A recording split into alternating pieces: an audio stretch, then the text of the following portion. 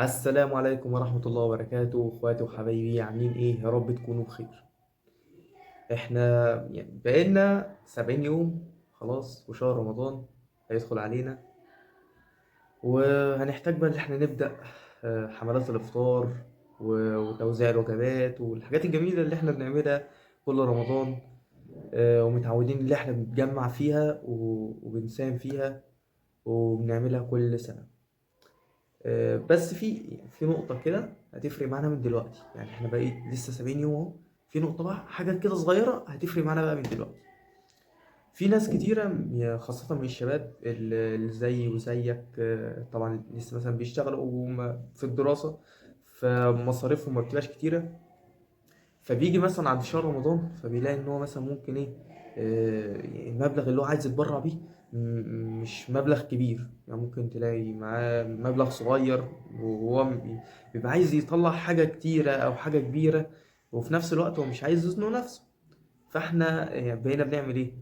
في حاجة كده يعني بنعملها كل واحد فينا يعملها. انا عن نفسي انا عملتها، والفكرة دي مش فكرتي، يعني الفكرة دي انا خدتها من ناس زمايلي لقيتهم بيعملوا الفكرة دي فنفذتها. الفكرة هي انك تجيب حصالة صغيرة، تمام، وتكتب عليها حصالة رمضان. الحصالة دي كل يوم مثلا حط فيها 5 جنيه، 2 جنيه، 3 جنيه. بص، حط فيها كل يوم اللي تقدر عليه، بحيث ان انت هتيجي ساعة ما تلاقي بقى خلاص شهر رمضان جه، هتلاقي نفسك حوشت مبلغ كبير تقدر اللي انت تزود عليه كمان. يعني مثلا لو ممكن تزود عليه 200 جنيه، 300 جنيه، 400 جنيه، 500 جنيه، زي ما تقدر تزود عليهم هتزود. وفي نفس الوقت هتلاقي اللي انت طلعت مبلغ كبير جدا، تمام، من غير ما تحس بيه، لان انت طبعا كنت بتحوشه بقالك ايام كتيره، وكمان حطيت عليه مبلغ تاني، فالمبلغ لقيته كبير. وفعلا قادر ان انت تعمل مثلا ايه، بدل ما كنت هتساهم في وجبه واحده، لا ساهمت في وجبتين، في ثلاثه، في اربعه، في خمسه، وفي 10 كمان.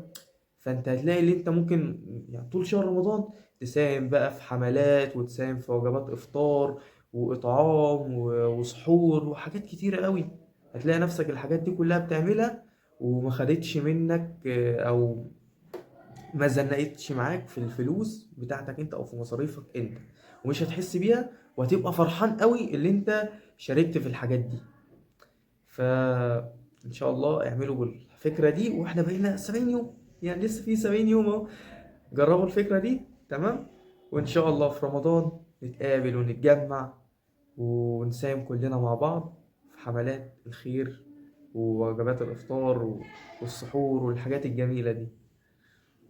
يلا سلام. بنتمنى لحظة تجمعنا بحبايبنا، لا بعد ولا غربة ولا شوق في قلوبنا. ده لو أنا بمعاك، ودي سنة الحياة.